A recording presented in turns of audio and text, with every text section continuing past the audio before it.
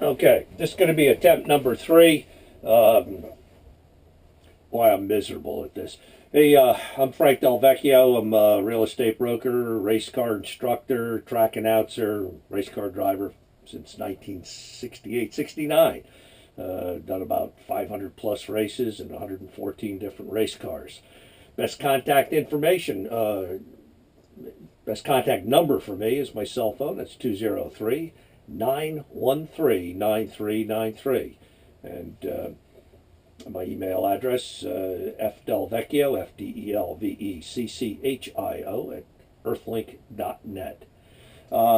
Just running through your questions, how long have I been an instructor?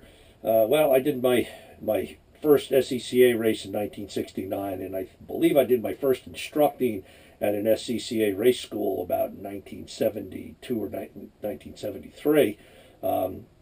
Over the years, I've instructed for a lot of different clubs, BMW, the Sports Car Driving Association, Ferrari Club of America, and just a whole bunch of others.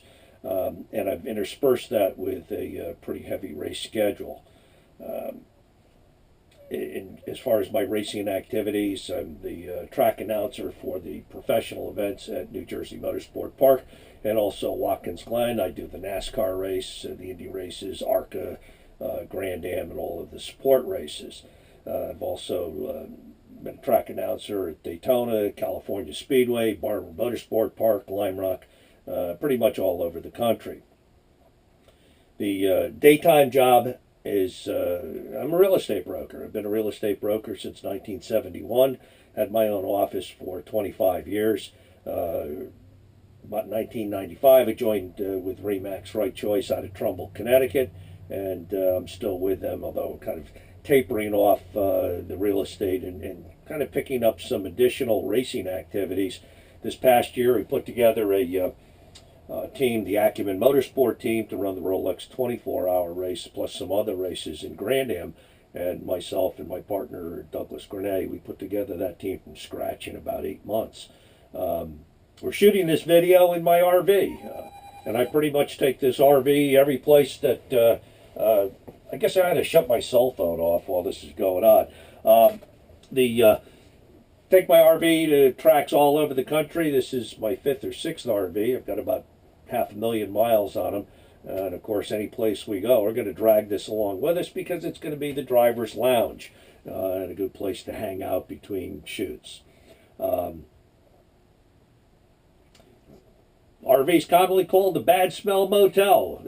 Once again, a lot of RV travel. Got a famous poem that I wrote out there. It's about 6 or 8 stanzas long about what happens at the end of a 24-hour race, and that is called the Bad Smell Motel. The first verse of it is, I found the cheese the other day. It looked a lot like curds and whey. Someone had shoved it under the seat, along with a peach and 2 slices of meat. It was all kind of fuzzy, and what was that smell? Here in the DelVecchio Bad Smell Motel. Other stuff. Well, let's go through your questions. We went through day job, real estate broker. My feelings about bad drivers. What's pretty annoying is you drive down the highway and somebody comes blasting by you at 82 miles an hour. They're talking on their cell phone, drinking a cup of coffee, and they're weaving through traffic. That's a bad driver. That driver is putting myself, everybody around me, and their passengers in jeopardy for injury or death. And we need to get those people either off the road or teach them how to drive safely. And, that's a real key to driving instruction. We not only teach people to go fast, we teach them to go fast safely. So that's a big bug with me, is the driver that is driving dangerously without the skill and without the realization that they're driving 1.5 tons of steel and aluminum and plastic today, and that exponentially that becomes more and more dangerous the faster they go. I've got a philosophy about teaching in my racing schools and also in the club events. The number one rule is that you don't scare your instructor. Remember that most of us instructors, we sit in the passenger seat, and we're talking to the driver through a microphone connection between us, between helmets, so that we can talk to them, they can hear us, and they can talk back to us. Don't scare us, and protect us. You know, we've gone fast. We've been with scary people. Don't scare us. But the real key is to make them smooth and fast. Well, in my opinion, the number one thing that we have to do with new people and even experienced drivers is to get them to drive smoother, not to upset the car, to understand how they're pitching weights back and forth and what it does, the dynamics, how it changes the handling of the car, and sometimes puts themselves in jeopardy. And try and teach somebody to not only be smooth, but also to be repeatable. You've got to be able to do the same thing 100 times and never make a mistake, because if you're on the hairy edge, you go, my God, I just don't know if I can make it through this corner like this one more time. Well, then your skill level isn't high enough, or you're going too fast. And we teach that. We teach you to be able to do this over and over and over again, lap after lap, and not hurt yourself, or your instructor, or the vehicle. Who are my first students? Well, I've had everybody from very first timers that have never been on a track before, all the way through to experienced race car drivers.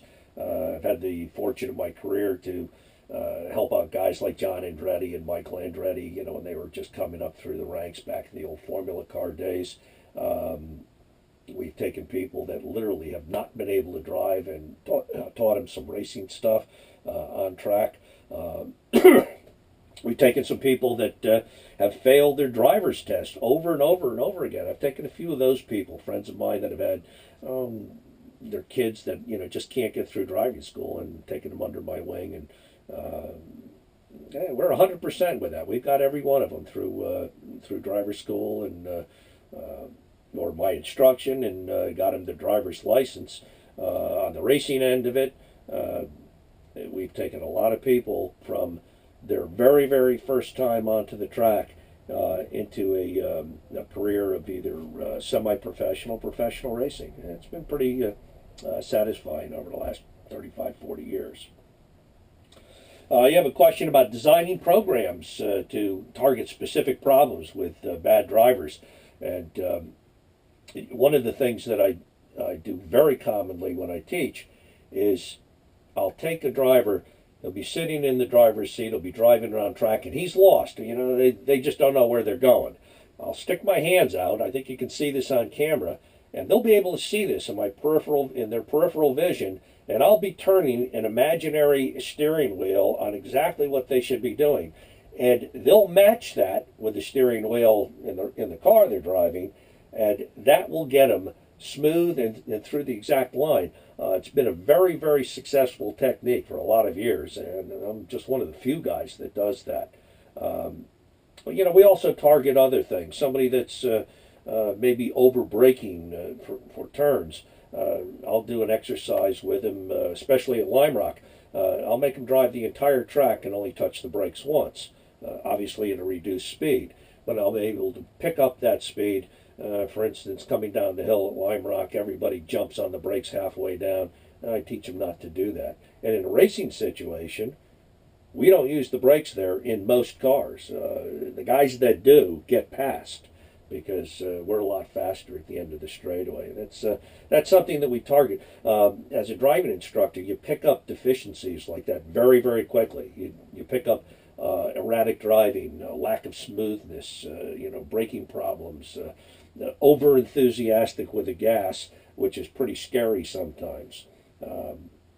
In fact, your next question is what are some of your worst students? Well, some of the worst students are the people that think they're going to do stuff that they see on television, where cars are sliding through the corners and burning up the rear tires, and that's not the way to go safe, and that's not the way to go fast. Those people are pretty scary when we get them out the first time. We've got to calm them down. One of my worst students, I had, at the end of the day, another instructor had to leave, and I took over his student. He was one of those guys. In a half a lap, he took his brand new Corvette and stuffed it into a dirt bank. We had to climb out the window. The car was standing on its nose. The other instructor hadn't slowed him down and calmed him down enough. This guy was just going to prove how fast he could drive, and that was the consequence. Another worst student, kind of a good story. Guy shows up at the racetrack with a Ferrari 360 Spider. That's a convertible. Car is brand new. Probably left his wife home because he's got his trophy lady friend with him who barely knows how to drive. And this particular Ferrari is a 6-speed. It's a gated shift pattern. It's not a paddle shifter, so you've got to shift through the gates. And well, she didn't know how to drive a standard shift car. She barely knew how to turn a key. But I took her out into the parking lot and I showed her how to drive the car. I showed her how to shift. And by the end of the weekend, we had her going around the racetrack, and she was doing pretty well. So that was kind of a cool worst student to not a bad student by the end of the weekend. It was a good event. Let's see, some other stuff. Well, we talked about the RV. That kind of comes along with the program. Other weird stuff we've done. Well, let's see. I've given away about 3,000 of these guys over the years, starting in the mid-'80s. Commonly referred to as the tongue puppet. I'm the creator of that, along with the Puppet Press, a couple of other columns and articles that I drive. Let's see, I've been Mr. Peanut for Paul Newman's team at one point in time, and what other stuff have we done? We've been playing practical jokes on each other for years. I've had my car filled with popcorn before the start of a race and whipped cream at the end of the race, and it's been a good ride. What you're doing now sounds like a lot of fun. I think that it could be an asset to it, and we could have a good time with it. Thanks very much.